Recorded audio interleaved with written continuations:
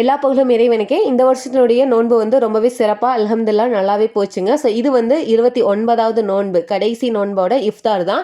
அன்னைக்கு தான் கொஞ்சம் வெளியில சாப்பாடு குடுத்துருந்தேங்க. இது வந்து டிஃபன் தான் குடுத்துருந்தோம். எப்பவுமே பார்த்தீங்கன்னா, வருஷம் வருஷம் வந்து ஏதோ ஒரு நாள் எனக்கு ரொம்ப வேண்டப்பட்டவங்களுக்கு சாப்பாடு குடுக்குறது தான். அது வீட்ல தான் ரெடி பண்ணுவோம். இந்த டைம் வந்து கொஞ்சம் உடல்நிலைகள் சரியில்ல. அதனால செய்றதுக்கான டைமிங் கிடைக்காதனால, சித்தப்பாட்டருந்து ஆர்டர் பண்ணி வாங்கியாச்சுங்க. ரொம்ப ரொம்ப சூப்பரா இருக்கும். வீட்ல செய்றத காட்டிலுமே அவங்க கிட்ட தான் ரொம்ப அருமையான டேஸ்ட்டாவே இருக்கும். ஸோ இது பார்த்தீங்கன்னா, சேமியா பிரியாணிங்க. இதுவரைக்கும் நானுமே இத டேஸ்ட் பண்ணதில்ல. அல்ஹம்துலில்லாஹ் ரொம்பவே சூப்பரா இருந்துச்சு. ஒரு 5 கிலோ பக்கம் நான் ஆர்டர் பண்ணியிருந்தேன். இது வந்து ஒரு 15 ஃபேமிலிக்கு குடுக்க முடியும் அப்படிங்கிற மாரி சொல்லியிருந்தாங்க. ஸோ என்னால எவ்வளோ தூரம் குடுக்க முடியுமோ, அந்த அளவுக்கு இருந்த பொருள் எல்லாத்தையுமே வந்து கரெக்ட்டா குடுத்துட்டேங்க. எங்களுக்கு அளவா மட்டும் எடுத்து வச்சுட்டு, மத்த எல்லாத்தையுமே வந்து வெளியில குடுக்குறதெல்லாம் குடுத்தாச்சு. ஸோ அல்ஹம்துலில்லாஹ் நல்ல விதமாவே சாப்பாடு வெளியில குடுத்துட்டேங்க. எப்பவுமே குடுக்குறது தான். ஸோ இந்த தடவ உடம்பு சரியில்லாம இருக்கு. அதனால நம்மனால வந்து செய்ய முடியாம, குடுக்க முடியாம போயிருமோங்கிற ஒரு ஏக்கம் மனசுக்குள்ள இருந்துச்சு.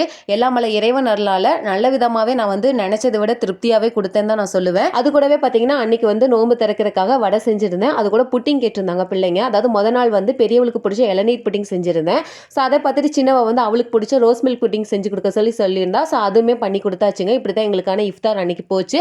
ஸோ அல்ஹம்துலில்லாஹ் இந்த வருஷம் நோன்பு நல்லாவே போச்சுங்க. எல்லாத்துக்குமே இனிய ஈத் பெருநாள் நல்வாழ்த்துக்கள்.